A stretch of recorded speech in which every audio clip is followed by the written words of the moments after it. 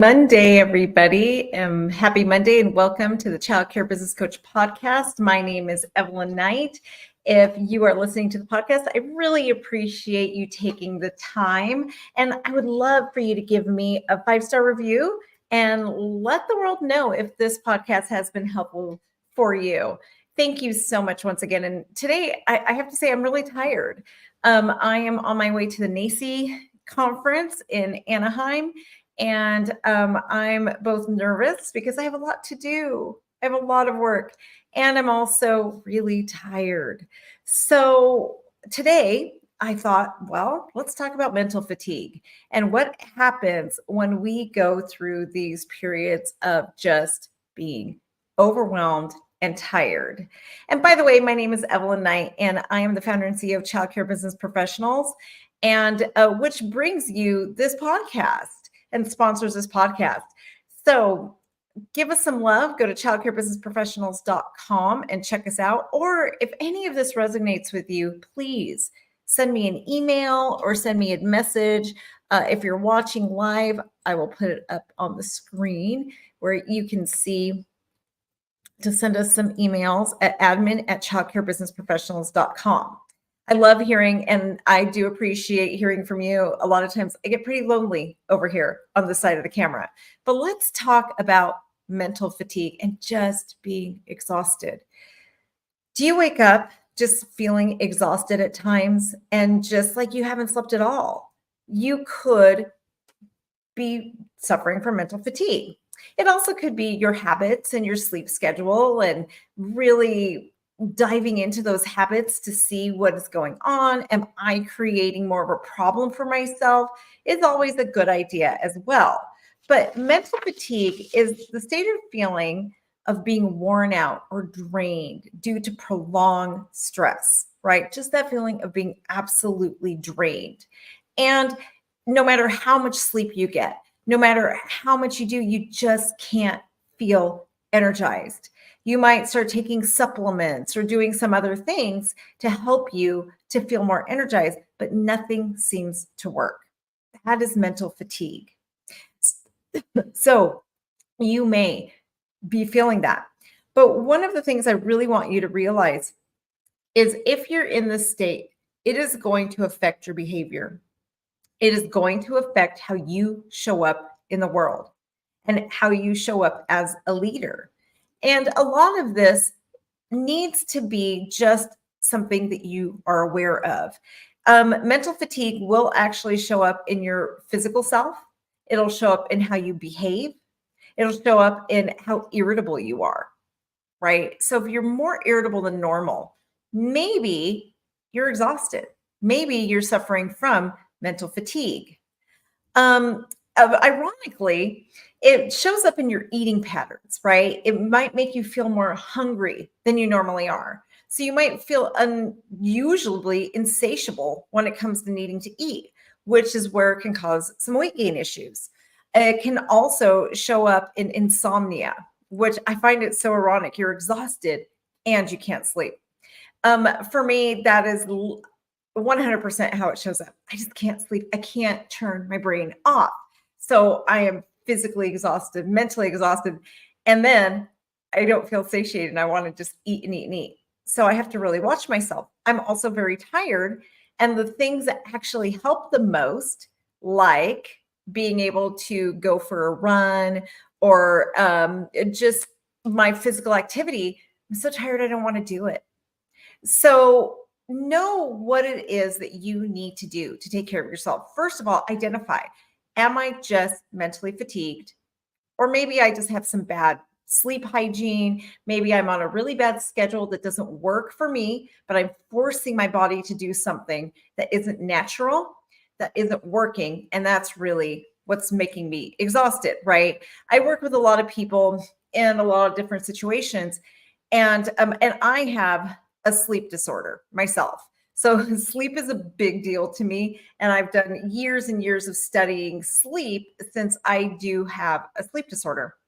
And a lot of times where people will think that they have some mental fatigue or exhaustion, it's really the patterns in their life and how they're treating sleep and what their sleep hygiene looks like. They say they can't sleep, but Sleep hygiene is a real thing. It's a big deal, and it's something you should really, really look at.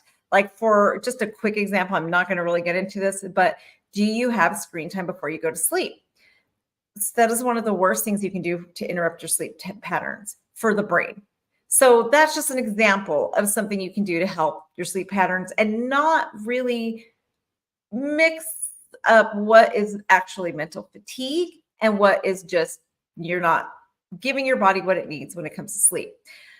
Mental fatigue also will lead to something called decision fatigue. And this is a really good way that you can tell whether you're just not sleeping properly or if you are mentally exhausted. So, what is decision fatigue? Decision fatigue is when you have so many decisions that you need to make that you become crippled and you cannot make those decisions. It's fascinating because studies actually show that humans only have so much capacity to make decisions in one day, right? In a 24-hour period, we can literally only make so many decisions. That is just how we're wired. And so if you're going over that allotted decision making, you're going to have decision fatigue. It's something that I often struggle with. I make a lot of really big decisions. So even the small ones become hard. And ironically, oftentimes it's the small ones that push you over into that decision fatigue. It's not the big decisions that you have to make so much that push you over that line. It's the small decisions every day. And they just add up and add up and add up and add up. And there is literally, has been proven, a quantitative amount of decisions your brain is capable of making in a day. So how can you pull back and not make so many decisions in a day? How can it be so that you make it not so difficult? And this kind of might be a little bit hard to imagine if you've never experienced this. So let me explain a little bit more about this decision fatigue aspect. Like for me, I know I wake up in the morning, and I try to go straight into a routine. I do the same thing every morning. That way, I don't have to make a decision about what comes next. Do I make a decision on, am I going to go out for my run today? Or am I going to go do weights, right? It's every day, this is what I do. It's the same thing. Monday is this, Tuesday is this, Tuesday. So I'm eliminating those decisions. Otherwise, I'm probably going to say, no, I don't want to go, I mean, I love doing it when I'm in the act, but getting there can be difficult. So the second thing is, what do I wear today? This is something that sometimes I'm just like, I can't make a decision, right? How hard is it? How hard is it? Put on a shirt, put on my blazer and a pair of pants. But I will second guess and question myself for no reason. There are times that I work from home and I am not talking to a single human being, right? Other than my family. And sometimes I am literally on Zoom. Or I don't talk to a single person and I still have a hard time deciding what to wear today. That is decision fatigue. It should just be quick and easy, right? So then when the big decisions come, they feel crippling. They feel like they're going to just overcome me and take me out. That is really hard when it comes to making decisions and suffering from decision fatigue. So what decisions can you eliminate from your life so that you don't suffer from decision fatigue? For me, I have to eliminate things like, what am I going to have for breakfast? What am I going to have for lunch? What am I going to have for dinner on a daily basis? So on Sunday, I'm going to prepare a menu for myself, right? And I'll even do some food prep so that it's just there. And I know Monday I'm eating this, Tuesday I'm eating this, Wednesday I'm eating this. Saturday and Sunday, I'm not making a whole lot of decisions. So it's easier for me to make those decisions on that day. I will also lay out my clothes for the week and down to my shoes, because I tell you guys, I struggle with what socks I'm going to wear today. I will sit there and look at what is the weather, what is this, what is that. That is decision fatigue. It shouldn't be so hard. So if you find yourself really having a hard time, just what do you want for lunch? It should just be quick and easy, right? When you find that it's really hard to make all these decisions, you might be just mentally exhausted. You might be overwhelmed, and you probably are suffering from decision fatigue. So, what decisions can you eliminate from your life? And what can you do? Well, taking breaks is a big deal. Even if you have to take 5-minute breaks where you go for a quick walk. I know at my childcare center, we go for quick walks around the preschool parking lot, right? Just to get out of the building, we go through these quick walks. Um, there's a lot of little things that we do throughout the day just to give yourself a break. You might need to schedule some more days off. You might, and that's okay. There is nothing wrong with that. When I was in recovery after my husband's death, and just it was very long when he was first, gosh, he was 2012 when he first became really ill and started his bouts of in and out of the hospital. And then we had 4 years of him being extremely ill and terminally, basically terminal. So those 4 years were really hard, really hard. And then when he passed, it just intensified, right? So I was exhausted. And my neurologist and my therapist both prescribed a week off every month. And I didn't think that was possible. How on earth am I going to take a week off every month? But what I have come to find is that when I do, I actually get more work done. And I don't take a week off every month anymore, but I do take quite a bit of times when I start feeling that exhaustion. Because what I find is I'm paralyzed and I can't get work done anyway.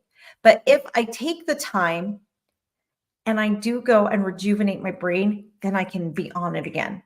And yeah, sometimes I do need to go back to a once a month pattern, right? Sometimes that is my reality where I do have to go back because I make a lot of really big decisions. And I know so many of you that I'm working with right now, you're in that place too, where you're making a lot of big decisions for your life right now. My visionary circle people are entrepreneurs, right? Those of you who work with me and are in the visionary circle, it is overwhelming sometimes because we go from this life where you're making these decisions, when you're a home provider, you're making these decisions that are $5,000-$6,000 a month. And the next thing you know, you have a center and you're making these decisions that are $70,000-$80,000 a month. And then you might get multiple centers and suddenly you're making these decisions that are $200,000 a month. And all of that is in your shoulders, right? It's just bigger. Am I going to expand now? All of the moving pieces become bigger and bigger and bigger and more overwhelming. So for my entrepreneurs out there who follow me and my people in my visionary circle who are just growing and adding businesses to their portfolios and adding real estate to their portfolios, it gets heavy. And I will be the first to say, because I'm doing it myself, it gets overwhelming. And I have to put myself in check. I have to put myself in check when I start feeling it bubbling up where I'm irritable. I don't want to exercise. I don't want to take care of myself. I become passive aggressive and I get insomnia pretty bad. And so when I know these things are happening, that's when I know it's time for a break because I also can't create. And I am a creator. That's who I am. I'm a visionary who loves to create. And when my brain cannot create, I'm not happy. So I need to give myself that break and that time so that I can create. But I also have to balance it on a daily basis. So limiting the amount of decisions I have to make on a daily basis is very important to me. Delegate them. Delegate a lot of the stuff. If it doesn't have to be on your plate, it doesn't have to be on your plate. I'm telling you that right now. Delegate it. There is no way you're going to scale and grow. There is no way that you're going to achieve your dreams. If you are a visionary, if you want to go from being a business owner to an entrepreneur, you cannot do it alone. You cannot do it alone. When you look at the people that you admire the most and you want to get to the level they're at, do you think they did it alone? No, it takes other people. And it takes knowing how to delegate to them, knowing how to give it over and trusting them, sometimes with your baby. And will things go right all the time? No, they won't. And that's okay. Will they do it exactly the way you do it? No, they won't. But sometimes they do it better. So that's okay too. So just really watch yourself. What are you doing? If this is something that really resonated with you, if you are an entrepreneur and you're thinking, Evelyn, I want to be there, but I just don't know how. I'm on my fourth or fifth childcare center and I'm doing great, but I'm having a hard time juggling it all. And I want to expand into other things like real estate investing or crowdfunding or whatever it is, but I feel stuck. You probably need to talk to me about becoming a member of my visionary circle. We're actually having an event, not this Thursday, but or Wednesday, but next Wednesday in Napa, California. And I'm telling you right now, you need to be there if this resonated with you. I know many of you have so many excuses. Yeah, but it's too short notice. I can't, right? Or it's expensive. I can't. If you knew you could be a part of a community and part of an event that would help you 10x your life, your time, your finances, all of it, would you drop everything to be there? I would hope so. Because if you truly are stuck and you know you're that entrepreneur, you know you have that entrepreneurial spirit that is just being squashed and you just want to let it out. You're trying to fit into a box that just doesn't fit you, but you don't know how to get out of that box. You need to be at the Visionary Circle event. I actually tell some of my clients, and I'm getting nothing out of this when I tell them this, but you need to treat this as if you had COVID, right? Because when we had COVID and we had to stay away, we found a way. How many of you tell yourself, I can't be away from my center? I can't take a break. You don't understand, Evelyn. I can't. But you have. You have figured it out before.